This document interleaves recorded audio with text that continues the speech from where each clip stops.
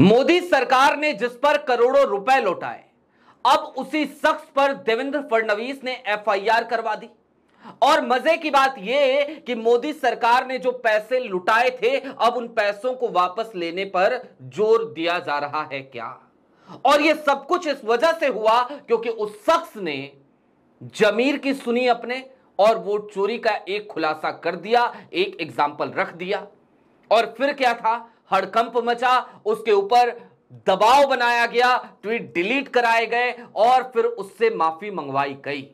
लेकिन सिर्फ माफी से काम बना नहीं, काम चला नहीं, तो अब एफआईआर और उसके साथ ही साथ एक नोटिस।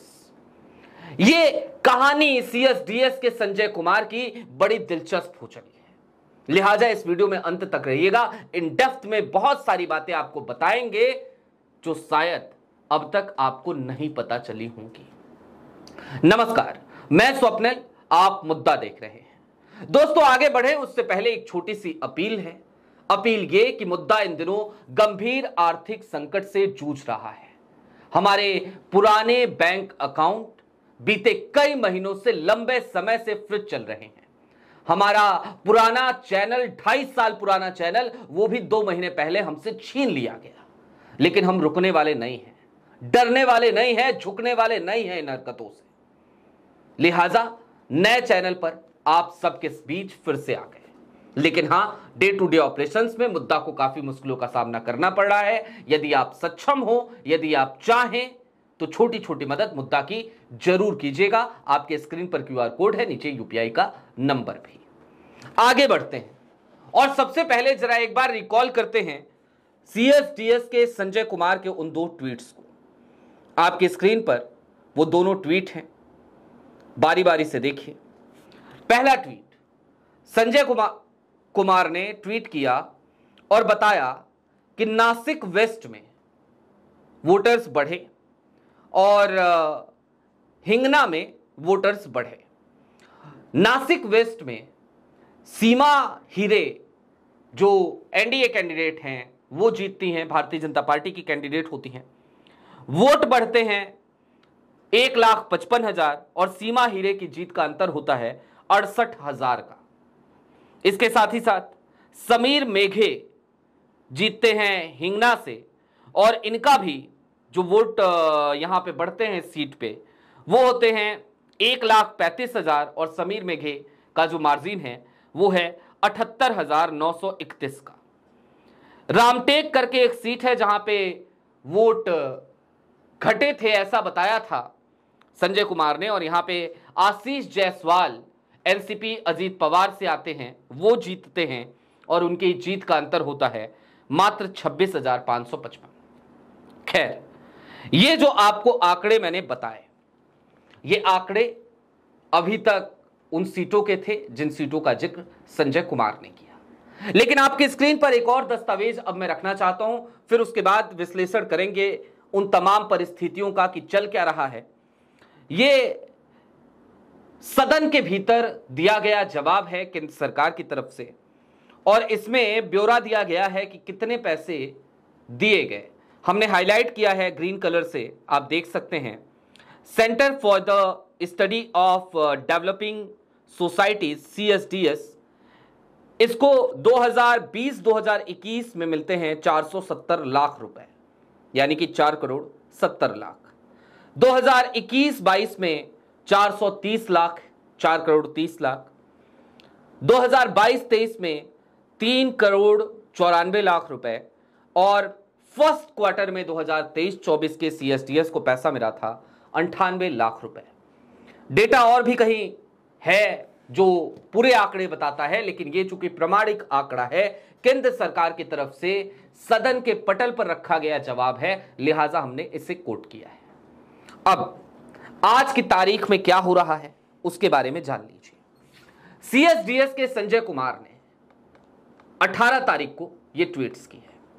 18 तारीख को जब संजय कुमार ने ट्वीट किया तो उसके बाद खूब हंगामा मचा। नहीं भूलना चाहिए कि ये जो कुछ भी संजय कुमार ने किया, 18 नहीं, आई थिंक 17 अगस्त को ये ट्वीट आए थे। 10 दिन बाद राहुल गांधी की प्रेस कॉन्फ्रेंस के 7 अगस्त को राहुल की प्रेस कॉन्फ्रेंस हुई थी।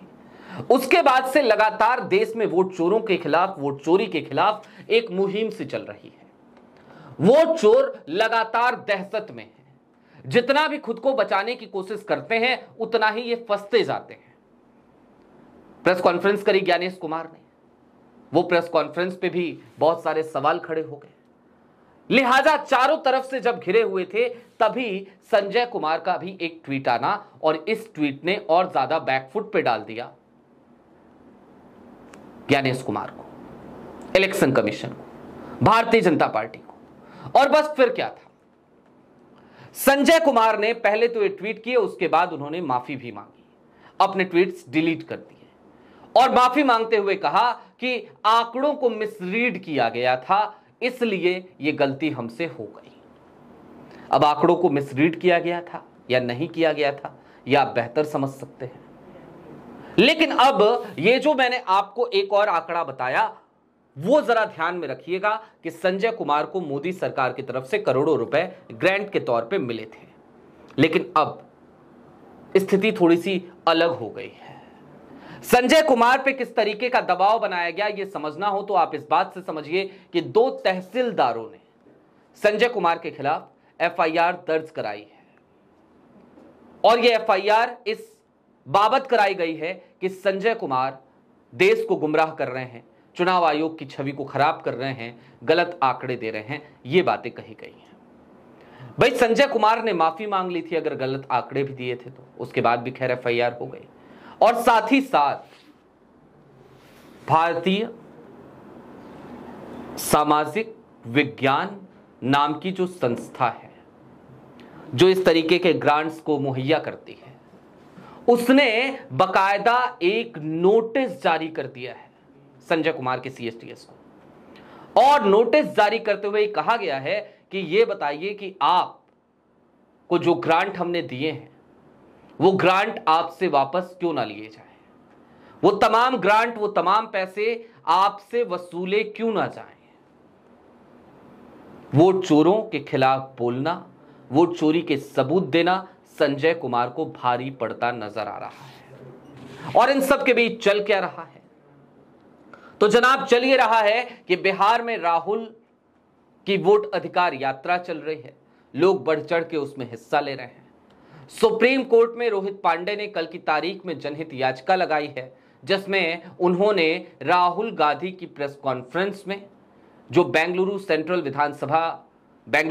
लोकसभा के अंतर्गत आने वाली महादेवपुरा विधानसभा का जिक्र जिसमें किया गया था, उसको लेकर एसआईटी बनाने की मांग की गई है। हालांकि अखिल भारतीय हिंदू महासभा के पूर्व राष्ट्रीय उपाध्यक्ष सतीश अग्रवाल वो भी सुप्रीम कोर्ट पहुंचे एक जनहित याचिका लेकर, और वो तो ये कह रहे हैं कि राहुल गांधी और मल्लिकार्जुन खड़गे जिस तरीके से चुनाव आयोग पर आरोप लगा रहे हैं, इनकी जो पार्टी है इसकी मान्यता रद्द कर दीजिए, कांग्रेस को रद्द कर दीजिए कांग्रेस की मान्यता, ये मांग की गई है। लेकिन हां, इतना तय मानिए कि लगातार जो सबूत सामने आ रहे हैं और उससे जिस तरीके का माहौल देश में बन रहा है, चुनाव आयोग प्रेशर में है, देवेंद्र फडणवीस भी प्रेशर में है, मोदी जी भी प्रेशर में है। और यही कारण है कि जिस सीएसडीएस को मोदी जी ने करोड़ों रुपए दिए, आज वही सीएसडीएस उनके गले की फांस बन गया है। उसी सीएसडीएस के संजय कुमार पे एफआईआर दर्ज कराए जा रहे हैं देवेंद्र फडणवीस की सरकार में, और उसी सीएसडीएस से पैसों को वापस लेने की, ग्रांट को वापस लेने की बात की जा रही है। और इसी तरीके से क्या प्रेशराइज किया गया संजय कुमार को कि वो अपने ट्वीट डिलीट करें। अब यहां से ये सवाल जेन्युइन हो जाता है कि क्या ग्रांट को वापस लेने का दबाव डालकर ट्वीट डिलीट कराए गए क्या। बहरहाल अभी के लिए दीजिए इजाजत, चलते चलते फिर वही अपील, चैनल पे नए हो तो सब्सक्राइब करते हुए जाइएगा और सक्षम हो तो छोटी छोटी मदद मुद्दा की जरूर कीजिएगा। शुक्रिया।